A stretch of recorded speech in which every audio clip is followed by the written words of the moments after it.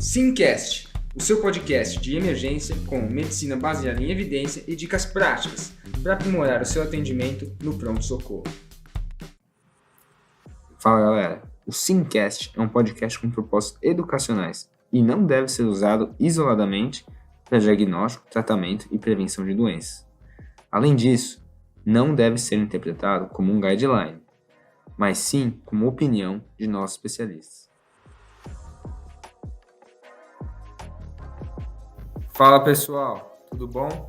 Estamos aqui com mais um episódio do Simcast e hoje eu trouxe duas pessoas para a gente discutir um tema muito importante, que é urgências dialíticas no pronto-socorro. Então, trouxe comigo aqui o professor Paulo Lins, né, que ele é diarista do PS da Escola Paulista, né, e também é coordenador da UTI da NEF do Hospital das Clínicas da USP. Como é que você está, professor? Tudo bom, Dudu? E aí? Boa tarde. Tudo bem, pessoal? Vamos conversar sobre urgências dialíticas hoje. Boa. Para quem não sabe, não conhece o Paulo Lins, ele é professor da SIM também. Tem um maravilhoso episódio do Simcast de hiponatremia, além de aulas no YouTube. E, cara, corre lá para ver também hiponatremia, que tá muito legal. E trouxe também a coordenadora dos embaixadores da SIM, que é acadêmica de medicina, a Thalita. Como é que você tá, Thalita? Eu tô bem, tudo bem, Dudu? Por aqui tudo bem. Boa tarde, pessoal. Então vamos começar agora com um caso que a Thalita vai apresentar. É uma mulher, né, de 36 anos que vem ao PS com um quadro de dispneia em repouso que começou hoje. Ela afirma que a dispneia já ocorre há 2 semanas e é progressiva. Inicialmente, essa dispneia era aos pequenos esforços, mas agora, mesmo em repouso, ela está tendo essa dispneia. Também afirma que a urina tem diminuído significativamente. Notou também edema de membros inferiores e ortopneia. Ela nega antecedentes pessoais, faz uso apenas de diclofenaco e a paciente corre meia maratona e os treinos se intensificaram no último mês, mas ela não conseguiu acompanhar a equipe de treino por conta da falta de ar. Ela nega dor torácica. Ao exame físico, ela está com 85% de saturação, frequência respiratória de 3 incursões por minuto, mas sem desconforto. A pressão arterial de 170 por 110, frequência cardíaca de 102 batimentos por minuto, estertores até o ápice do pulmão, estase jugular a 45 graus, bulhas rítmicas normofonéticas, abdômen inocente, e ela tem um edema de membros inferiores, uma cruz até o joelho. E aí, Dudu, como que nós vamos proceder com esse caso? Bom, acho que eu posso começar falando da abordagem inicial aqui, que é basicamente um paciente que está hipoxêmico, né? Pela história já dá para a gente perceber a causa, né? Parece que tem congestão pulmonar, e a gente tem que levar esse paciente para a sala de emergência. Então, aquela história, pessoal, sala de emergência mais MOVED, né? Então, você vai monitorizar, você vai pôr o paciente em oxigênio, vai pegar acesso venoso, vai solicitar exames e vai fazer um DESTE. E aí, como paciente grave, você vai fazer a abordagem ABCDE, né? A ABCDE, você vai ver via aérea. A via desse paciente, ela está falando, ela está protegendo via aérea. O B, né? Ela está saturando, está com saturação de 85%. Tem uma frequência respiratória de 30, está aumentada. Então, considerando a nossa principal hipótese, que é congestão pulmonar, vale a pena a gente já começar um oxigênio, seja com uma Venturi, uma não reinalante, já chamar a físio ou pedir uma VNI, né? No C, ela está hipertensa, né? Então, pode ser que seja um edema agudo hipertensivo, mas pela história, né, a gente pode pensar também que ela deve ter uma insuficiência renal aguda, né? Porque ela não está urinando, ela corre meia maratona e está fazendo uso de diclofenaco. E aí, quando a gente pergunta para ela, ela fala que ela está tomando muito diclofenaco por conta de dor, né? E a gente começa a suspeitar também que pode ser uma insuficiência renal aguda com hipervolemia, né? E aí a gente pode começar alguma medicação para baixar essa PA, né? De preferência endovenosa, em bomba de infusão, que você pode titular. E eu também faria nesse momento, pensando na principal hipótese, furosemida, né? Eu começaria 1 a 1,5 mg por quilo, e já seria também uma furo stress test, que o Paulo Lins pode falar depois um pouco mais, né? É uma dose aí que é relativamente suficiente, provavelmente é naive, ela nunca tomou. E no D, basicamente, ela não teria nenhum problema neurológico nem nada. E aí eu aproveitaria para fazer, depois que ela um pouco mais estável, aproveitaria para fazer um ultrassom point of care, né? Para ver linha B, e no caso ela teria linha B até o ápice, bilateralmente, com derrame pleural, que fala a favor de uma congestão pulmonar, né? E eu faria um eco cardíaco também, para dar uma olhada. O EPSS, que é uma medida ali para ver função cardíaca, baseada na excursão da válvula mitral. No caso dela, estaria normal e não teria nenhuma outra alteração cardíaca, né? Tem também que você pode fazer um ultrassom de veia jugular, né, interna, à direita. Tem alguns estudos novos, você coloca o ultrassom em cima da clavícula, né? E se ela estiver colabada, você praticamente que exclui, né, congestão. Mas se ela estiver aumentada, você pode ir subindo o ultrassom e ver até quanto ela está dilatada. Você pode até colocar ele em pé, para você ver onde é que ela afunila, né? Faz o sinal da garrafa de vinho que eles falam, para ver onde é que é a altura da estase jugular. Bom, beleza. E aí, Thalita, o que aconteceu com o nosso paciente? E aí, após 2 horas, essa paciente não urina nada, ela continua levemente dispneica com a VNI, mas um pouco melhor. A frequência respiratória dela passou para 26 e a saturação de oxigênio 94%, com FiO2 de 60%. Aos exames que retornaram para a gente, a creatinina de 9,4 miligramas por decilitro e ureia de 120 miligramas por decilitro, eletrólitos normais, o potássio no nível superior da normalidade e o restante dos exames normais. E aí, diante da oligúria, né, e da hipoxemia refratária, vamos ter que chamar o nefro. E aí, professor, o que você pode falar desse caso aí? Então, né, esse é o caso que é rotina nefrológica, né, que a gente chama. É o jovem que não tem grandes comorbidades, que surge aquela grande tragédia, né? É o usuário de diclofenaco, é o corredor, e termina aparecendo no PS com uma IRA, uma injúria renal aguda, que termina trazendo exames muito, muito ruins, né? A primeira dúvida que, como nefrologista, que a gente sempre vai levantar e no PS a gente vai começar a responder é: esse paciente é IRA, isolado, é um rim que agudizou e deve recuperar função, ou já é um paciente cronicamente doente renal assintomático? Ultrassom, o POX, que já foi dito, olha jugular, olha função cardíaca, olha parênquima pulmonar, também vale a pena dar uma olhada nesses pacientes com suspeita de injúria renal aguda, dar uma olhadinha na bexiga, ver se não tem bexigoma. Bexigoma é uma ótima hipótese em qualquer situação de piora da função renal, sempre levantar a hipótese de pós-renal, dar uma olhadinha lá no suprapúbico e também olhar rim. E a olhada no rim é uma olhada rápida, é ver rim ali à direita, ver rim à esquerda, ver se não está dilatado e ver o maior diâmetro desse rim. É para ter mais ou menos uma mão fechada, ao redor de 11, 12 para homem jovem, 10 a 11 para mulher jovem. Isso aí a gente fala que é um tamanho de rim normal. Se um rim, olhei rim bilateralmente, está menor que 8, poxa, provavelmente esse paciente é renal crônico, provavelmente eu vou ter que ter uma abordagem um pouquinho mais detalhada em cima disso. Além disso, só o nefrologista gosta, a gente adora. Urina 1 me ajuda na definição diagnóstica, né, dessa paciente. Provavelmente deva ser ou uma nefrite intersticial alérgica ou alguma coisa relacionada com rabdomiólise. A gente não vai falar mais tanto agora de etiologia, vamos focar na parte de diálise, e parece que essa paciente tem indicação de diálise, né?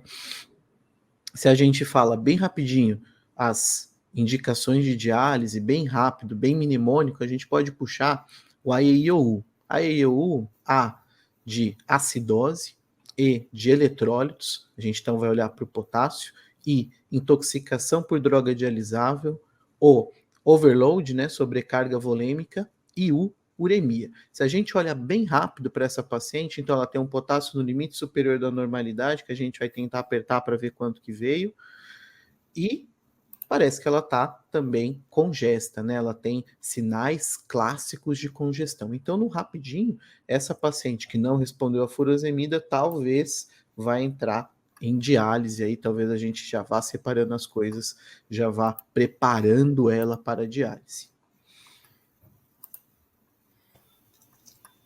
E aí, doutor Paulo, eu posso fazer... Quais seriam as indicações, né, de hemodiálise na urgência? Então, destrinchando, né? Se a gente vai olhar com mais calma, a acidose. Acidose, a gente vai pensar em acidose metabólica. Acidose metabólica, a gente vai olhar pelo bicarbonato e pelo pH. O esperado em IRA e acidose metabólica é que essa acidose seja uma acidose importante. A maioria da literatura vai trazer cortes de acidose, não existe cortes consensuais, mas a gente entende que um pH menor que 7,3 de componente metabólico ou um pH menor que 7,2 também de componente metabólico seja muito importante para a gente pensar em dialisar. O mais importante é que os distúrbios ácido-básicos eles têm que ser refratários. Eu tentei medida e não deu certo. E tentar medida em acidose metabólica é fazer bicarbonato. Então, A é isso, ácido básico, acidose. E eletrólito. Eletrólito, a gente vai na casa do potássio. Potássio, a gente tem 2 cortes. O cadigo de potássio traz 2 cortes bem interessantes. Potássio a partir de 6 a 6,5, se tiver alteração eletrocardiográfica, a gente fica muito nervoso. E potássio acima de 6,5, independente de ter ou não alteração eletrocardiográfica, já gera muita angústia, já aumenta muito a chance desse paciente ter um desfecho desfavorável no PS. Então, de novo, potássio entre 6 e 6,5, principalmente se tiver alteração do eletro, maior que 6,5, independente de ter ou não alteração de eletro. E, de novo, hipercalemia é hipercalemia refratária, que não respondeu às medidas de shift e que não respondeu às medidas de retirada de potássio, diurético terapia, que no caso a nossa paciente não respondeu à furosemida.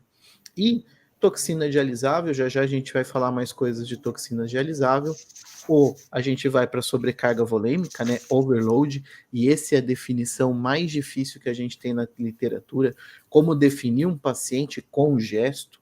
A definição mais contundente fala que é o paciente que está em anasarca grave, aí você não tem muita dúvida, é o paciente que está numa insuficiência respiratória hipoxêmica, precisando de PIPs elevadas e FiO2 acima de 0,7, 70%, ou um paciente que urinou menos que 100 ml em 24 horas. Esse paciente claramente deve estar anasarcado.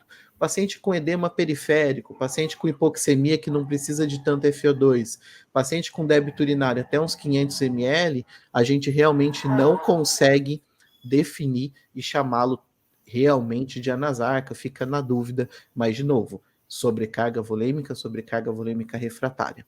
E por último, o de uremia. Existem sintomas urêmicos, síndromes urêmicas, que a gente não tem muita dúvida em diálise.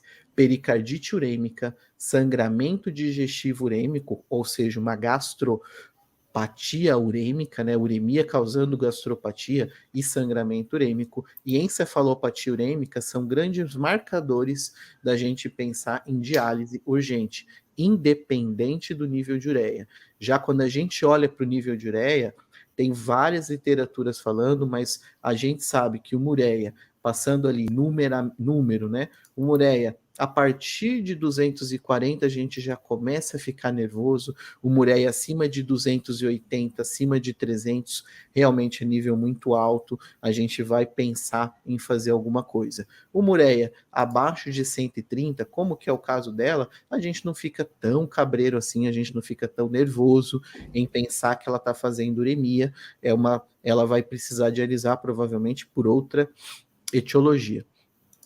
E sempre distúrbios refratários. A gente sempre vai tentar fazer medidas antes, tá? O que mais que a gente pode perguntar para o nefro? E aí, Edu? Quais que vão ser esses cuidados, né, com esse paciente antes da hemodiálise? Olha, então, cuidados antes da hemodiálise, acho que uma coisa bem importante para a gente falar com o paciente é trazer que a diálise está ali para ajudar ele. Existe um estigma enorme em diálise. Os pacientes ficam muito assustados, eles literalmente acham que vão morrer na diálise. Colocar que a diálise não é esse bicho de 7 cabeças, explicar que a diálise na urgência é baseada em catéter, então vai ser passado um catéter que a gente chama catéter de Scheele, ou CDL, ou pessoal, tem algumas regiões do Brasil que chamam de catéter de Sorense. Conta aí depois quem está ouvindo como que chamam catéter de diálise na região de vocês, é super legal isso. E esse paciente vai receber um catéter. E você vai explicar o procedimento asséptico, o paciente tem que colaborar. E a primeira coisa, quando você está ali avaliando a volemia, quando você está olhando o grau de congestão desse paciente, você já começa a pensar, esse paciente talvez precise de diálise, eu vou pensar de catéter dele também. E olhar a jugular me ajuda muito. Eduardo falou um sinal, que é o sinal ali do vinho. Se essa jugular tiver ao contrário, não tiver nada dilatada, for uma jugular que colapsa com a inspiração, que durante as manobras respiratórias ela praticamente some, é uma jugular que é muito perigosa a gente puncionar. Jugular menor que 1 centímetro em diâmetro total, ou jugular que colapsa, quando a gente vai tentar passar um catéter de diálise, a gente pode incorrer em múltiplas punções, fazer hematoma, ter passagem difícil de fio-guia, passar fio-guia onde não deve. Então esse é o primeiro cuidado, né? É dar uma boa olhada na jugular, se possível, passar esse catéter guiado por ultrassom. A literatura e os consensos de nefrologia já demonstram com grande propriedade que passar o catéter de diálise com ultrassom reduz morbidade, reduz infecção, reduz vários desfechos relacionados a complicações da punção do catéter. Não esquecer de perguntar para o paciente se ele está tomando anticoagulante ou qualquer medicação que mexa com a coagulação dele. Isso é um baita de um problema. Se você esquecer disso, for puncionar jugular, ter um acidente de punção, vai fazer hematoma, pode comprometer via aérea. Na dúvida, se o paciente não tiver uma jugular tão boa assim, se essa jugular tá variando muito de tamanho, se ele estiver tomando anticoagulante, se ele tiver com uma plaqueta baixa que você não tenha segurança de passar na jugular, o sítio mais seguro é femoral. Catéter femoral, passa o catéter, resolve a urgência e depois estabiliza o paciente. Lembrar que na indicação que a gente está propondo aqui do nosso caso clínico, que é a insuficiência respiratória, essa paciente não vai conseguir ficar deitada. Ela dificilmente vai conseguir colaborar num decúbito zero para a passagem do catéter na jugular. Talvez femoral seja até, inclusive, mais tranquilo para o conforto da paciente também. Tá? Então, essas são as preparações. Lembrar, pós-catéter, a gente pode testar o catéter. A testagem mais segura é baseada em raio-x, mas podemos fazer um teste com microbolhas, podemos fazer um teste baseado em ultrassom, isso também já é validado. E sempre lembrar a paciente que isso é um procedimento seguro, não é o fim da vida dela, não necessariamente a paciente vai ficar dependente de diálise para o resto da vida, que existem outras opções, que existem outras terapias, que a hemodiálise está ali para tirá-la da urgência e do risco de vida, que isso é tratamento, que isso é muito importante, tá? Pô, professor, acho que você falou aí é muito legal, sabe? Essas dicas do catéter. Geralmente, quando a gente pensa em urgência dialítica, a gente pensa no paciente hipervolêmico, né? Mesmo não sendo por conta da hipervolemia, a gente imagina ele sendo hipervolêmico. Mas eu já peguei bastante paciente que está hipovolêmico por conta de uma pré-renal ferrada, assim, muito paciente com uma baita diarreia, totalmente desidratado, com uma hipercalemia refratária, e que passar catéter de diálise nesses pacientes é um perrengue, porque fica colabando a veia, né? Você não consegue avançar o fio guia, às vezes você não consegue nem funcionar a veia direito, porque ela Às fica vezes sambando. você funciona com a agulha de anestesia, né? E com a agulha de punção propriamente dita, ela transfixa, né, a veia. Você consegue pegar talvez na volta, que isso é ruim, né? Pegar no retorno da agulha, mas realmente é muito difícil. E aquela veia que o paciente respira, perde, o fio guia não progride, você começa a ficar nervoso, começa a suar ali, e é um sufoco, é um baita de um sufoco. O paciente está acordado, tá com negócio, tá com uma agulha no pescoço, é um negócio meio tenso. É tenso. Já passei por isso, suando, calor, né? Ainda mais nessa época de Covid com EPI. E lembrar que, galera, o catéter de diálise ele é diferente do catéter venoso central, ele é mais calibroso, né? Então, alguns kits você tem um dilatador maior e outros kits você tem até 2 dilatadores, dependendo de quantos frames você vai usar, né? Mas, geralmente, a gente deixa isso ou para o intensivista ou para o nefrologista. E outra coisa que eu acho importante a gente ir preparando o paciente é sempre deixar o paciente estável, né? Tanto hemodinamicamente quanto na parte respiratória, para que quando ele receba a diálise, ele possa realizar de forma adequada, né? Beleza. Vamos para a próxima pergunta, Thalita. E sobre as toxinas, esse paciente? Então, sobre Qual as que é o toxinas, dilema, professor? Então, a gente trabalhou bastante, né? O Edu trouxe alguns mnemônicos americanos, a gente está tentando traduzir. E dialisar, quando a gente pensa em diálise, intoxicação é um grande dilema, literalmente, na vida do nefrologista. Por quê? A gente não consegue predizer nessa toxina dialisável, se o clearance endógeno, ou seja, se o clearance hepático e o clearance renal vão ser o suficiente para clarear.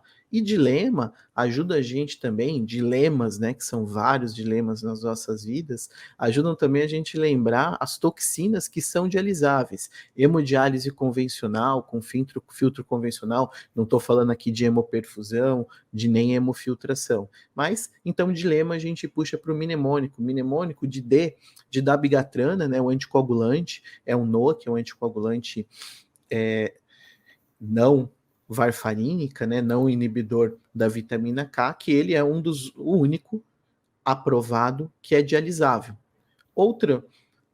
E a gente vai lembrar do isopropanol. E a gente puxa também os outros álcools tóxicos, né? O propileno glicol também são álcools dialisáveis. Onde a gente acha isopropanol? Isopropanol é daqueles cheirinhos de varetas. Então, existem intoxicações, paciente que bebe aquilo numa compulsão etílica e aquilo gera uma intoxicação com sintomas graves e acidose grave. L do dilema é lítio.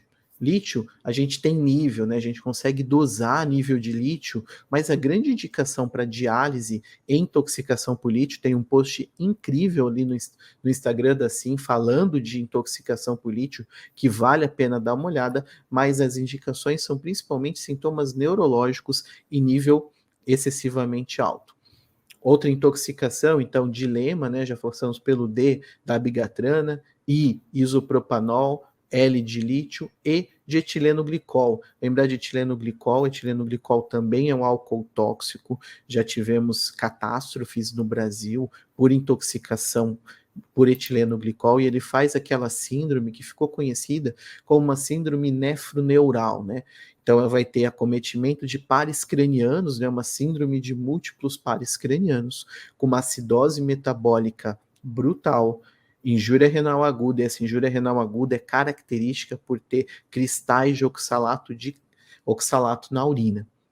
Seguindo, dilema M, metformina. Lembrar metformina, antidiabético, uma biguanida. Na intoxicação por metformina, principalmente se tiver acidose lática associada, está mais que indicado a hemodiálise, e M também lembra a gente de metanol, que é o último álcool tóxico para eu falar para vocês. Metanol também faz uma intoxicação. Metanol, ele serve também como adulterante de bebidas, e o metanol, por ter um gostinho, ele é um pouco mais adocicado, ele termina sendo muito palatável e serve como literalmente adulterante.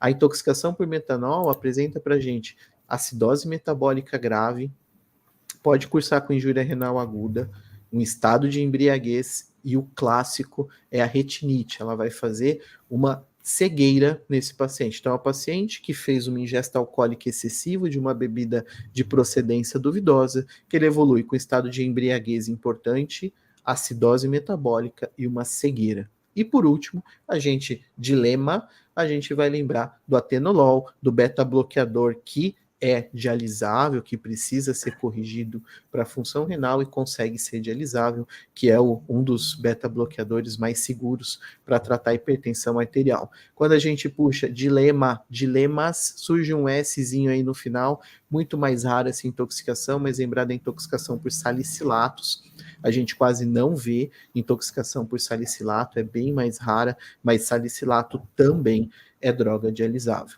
Lembrar que esse mnemônico que a gente está propondo aqui, ele não esgota as drogas dialisáveis, tem outras drogas que também são dialisáveis, ácido valproico, barbitúricos, uma infinidade de drogas. Lembrar que sempre que temos uma suspeita de intoxicação, o mais importante é olhar a farmacocinética, farmacodinâmica da droga, tentar dosar a nível sérico, tentar se certificar que essa intoxicação é real e checar se ela sai com hemodiálise, se ela sai com hemoperfusão, ou preciso de plasmaférese, hemofiltração, ou se o próprio metabolismo endógeno já é o suficiente para clarear essa toxina. Pensando numa situação de intoxicação, aqui a gente traz para vocês das indicações de diálise de urgência, dilemas, talvez seja o mnemônico mais fácil da gente lembrar.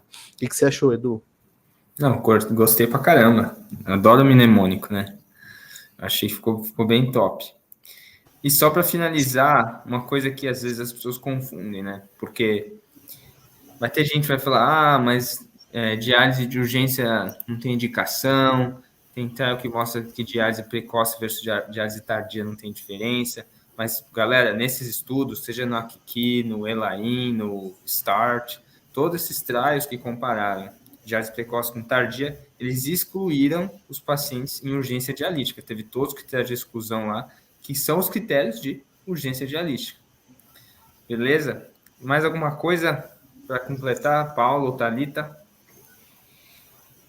Só trazendo disso, né? Quando a gente fala de timing de diálise, que a gente puxa ELAIN, START, o ideal e mais atual aqui que 2, timing de diálise é paciente que está na UTI, que está evoluindo com injúria renal aguda, que a gente consegue, esse paciente está na nossa mão, a gente está monitorizando esse paciente, a gente consegue definir ele muito bem. E como Eduardo disse, esse paciente ele não tem urgência dialítica.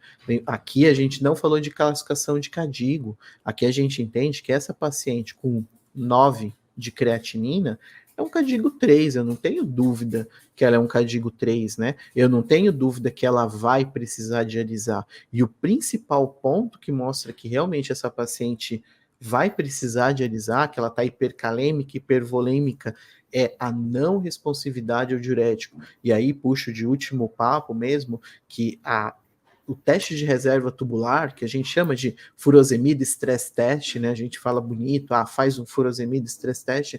Nada mais é que um teste de reserva tubular. A gente dá entre 1 a 1,5 miligrama por quilo de furosemida, 1 miligrama por quilo nos que são virgens, nunca tiveram exposição à furosemida, podemos fazer até 1,5 nos que já tiveram exposição à furosemida nas últimas 48, 72 horas, e a gente vai avaliar o débito urinário. O débito urinário precisa ser de pelo menos 200 ml nas próximas 2 horas. É importante que esse paciente, aqui a gente está falando de débito urinário, a gente não está falando de micção, então esse paciente tem que estar sondado. Para eu fazer um furosemida stress test, um teste de reserva tubular, eu preciso literalmente, se eu estiver fazendo a coisa direito, eu preciso sondá-lo, porque eu estou avaliando débito urinário. Se for micção, aí micção, se o paciente segurar o xixi e fazer as 300 ml em 3 horas, ele não passou no teste, porque na segunda hora ele não urinou as 200. Então, cuidado com essa pegadinha. Importante, né? Mais que 200 ml em pelo menos 2 horas, e isso é débito urinário. Então, o paciente ele precisa estar sondado. A gente está avaliando aqui débito urinário, não micção. Existe uma diferença conceitual em cima disso. Quando a gente vai para a medicina baseada em evidência, quando a gente vai atrás da evidência em cima do furosemida stress test, do teste de reserva tubular, a gente olha que já temos meta-análises mostrando que a área sobre a curva do furosemida stress test beira 0,88, ou seja, é um teste com uma predição muito boa, validado em diversas populações. O importante é, esse paciente, então, precisa estar sondado e precisa estar volemizado. Um paciente que chega numa pré-renal, numa história de desidratação, numa diarreia, numa história de vômito, numa história de perdas contundentes, eu não posso fazer furosemida, eu vou precisar hidratá-lo primeiro e depois de volemizar, aí sim eu posso pensar em avaliar a função tubular dele. Só tomar esse cuidado do ponto de vista de pronto-socorro. Pronto-socorro, às vezes a gente solta a mão da furosemida, mas na verdade o paciente estava seco, desidratado, e lógico, ele não vai responder se ele tiver numa desidratação grave.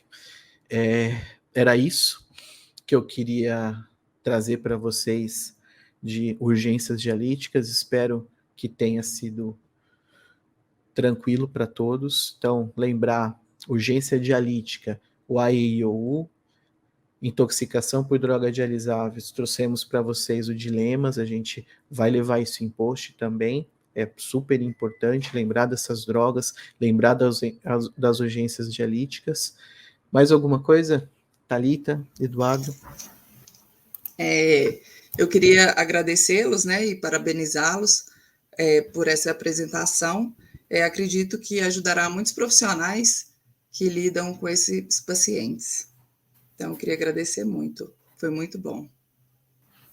Boa. Também queria agradecer aos dois e Paulo Lin sempre trazendo o que há de mais top na medicina aí, principalmente na nefrologia. Acho que é isso, galera. Vamos finalizar. Abraço. Obrigada. Abraço, gente. Obrigado, pessoal. Até a próxima.